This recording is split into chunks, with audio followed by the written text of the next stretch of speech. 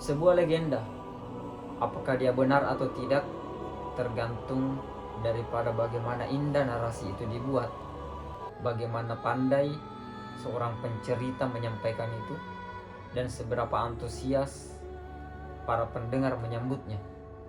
Ketika itu semua terjadi, maka tercapailah di mana legenda itu akan diterima, dibanggakan, dan bahkan diceritakan ulang dari generasi ke generasi. Kemudian orang-orang tak lagi peduli apakah legenda itu benar atau tidak, karena orang-orang lebih peduli pada nilai-nilai dan pesan-pesan luhur yang disampaikan oleh legenda itu.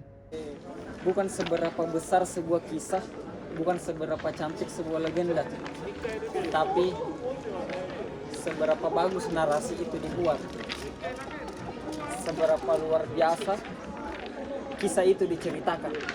Beberapa legenda dan mitos ataupun tragedi sengaja datang tanpa perlu untuk kita buktikan kebenarannya secara ilmiah. Karena terkadang yang kita butuhkan adalah sebuah nilai-nilai, pesan-pesan baik yang ingin kita dapatkan dengan cara yang mudah untuk dipahami. Dan legenda adalah sebuah jalan pintas, sebuah seni yang paling tajam untuk mempengaruhi cara berpikir manusia. Dan disinilah kisah Spartacus akan menjelaskan apa yang sebenarnya ingin saya sampaikan bersama saya Iman di Perspektif Para Tokoh.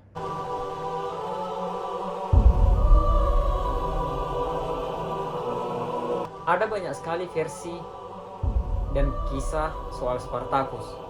Salah satunya adalah kisah yang menceritakan bahwa Spartacus adalah sebuah manusia-manusia Yunani yang tinggal di sebuah pedalaman yang sempit, tetapi karena mereka memiliki jiwa prajurit yang kuat dan ditakuti sehingga dia memperluas wilayah kekuasaannya.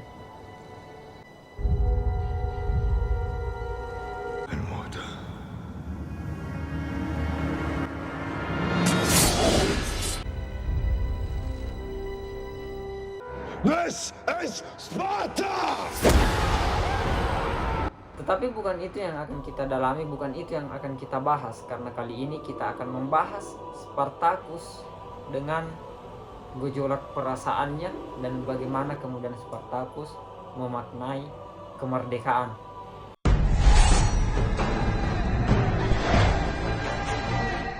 Singkat cerita, Spartacus menjadi seorang ahli bela diri, ahli pedang, dan seorang gladiator yang kemudian tidak terkalahkan.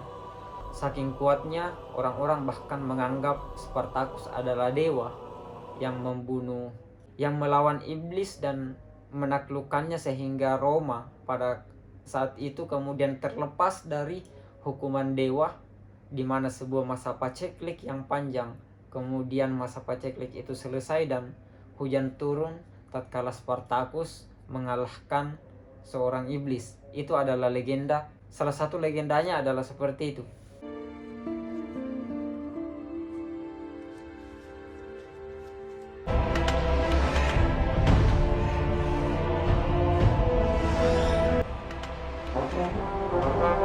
Load wounds.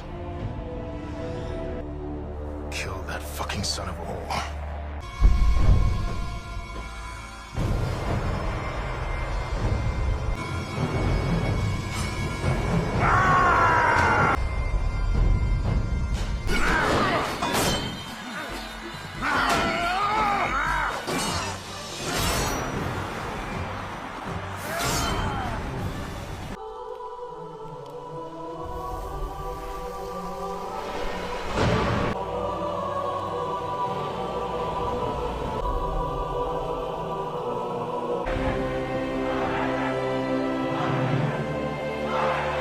Saking kuatnya dan saking diagung-agungkannya, Spartacus bahkan dianggap dewa.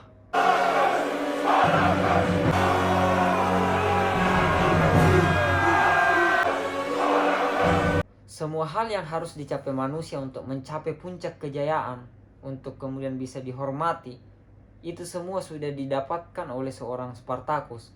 Tetapi kemudian dari hidup yang bagaikan berada di surga itu, Spartacus masih merasa kekurangan karena dia menyadari bahwa dirinya adalah seorang budak yang hanya bekerja kepada seorang pemilik ludus atau pemilik akademi gladiator, di mana Spartacus tidak merasakan kemerdekaan dan hidup bebas di luar sana. Spartacus menyadari bahwa ada kekeliruan yang terjadi di dalam hidupnya. Di balik pencapaian-pencapaian yang sungguh luar biasa, ada satu pencapaian lagi yang menurut Spartacus harus dia kejar, yaitu adalah meloloskan dirinya dari perbudakan dan menjadikan dirinya sebagai manusia yang merdeka. It is done. We have lived and lost at the whims of our masters for too long. Your lives are your own. Forge your own path. We shall see Rome tremble!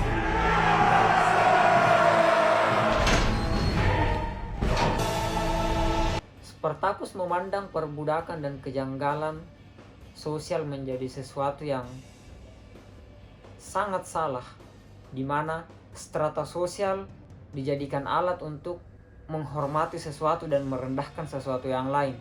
Sejenak mari kita tarik kisah Spartacus ini ke dalam kehidupan kita, mencoba memahami gejolak perasaan Spartacus, karena jangan-jangan kita adalah Spartacus di masa dan waktu yang berbeda saja dalam konsep kemerdekaannya, bukan dalam konsep bagaimana kemudian Spartacus memaknai religi dan agama ataupun nilai dan norma-norma pada saat itu. Kita merasa bahwa hidup kita telah layak dan hidup kita tercukupi, tanpa memikirkan sepadankah antara waktu dan tenaga yang kita berikan dengan manfaat yang kemudian kembali kepada kita dan yang kita rasakan.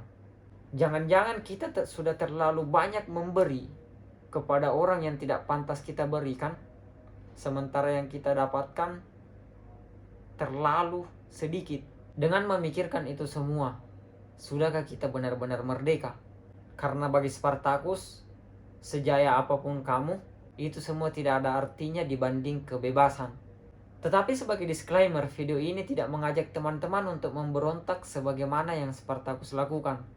Video ini murni untuk mengajak teman-teman untuk kembali memuhasabah diri dan memikirkan secara dalam untuk memerdekakan kita sebagaimana mestinya, dengan memikirkan prioritas-prioritas di dalam hidup kita dan membuat daftar urutan yang pas. Tapi jangan-jangan penonton video ini jauh dari kata kejayaan, sehingga alih-alih memikirkan itu, teman-teman malah tidak mempunyai waktu untuk memikirkan apa sih itu kemerdekaan. Jika benar, maka mari kita kembali kepada kisah Spartacus jauh sebelum dia mendapat puncak kejayaannya. Di masa lalu, hari di mana Spartacus harus melewati hari-hari beratnya, diperbudak, disiksa, bahkan dilecehkan. Tetapi kepedihan-kepedihan yang terus memotivasinya untuk menjadi lebih baik.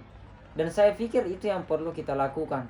Keluar dari lingkaran sempit yang memenjarakan kita, dan menuju kepada apa yang sebenarnya lubuk hati dan batin kita butuhkan.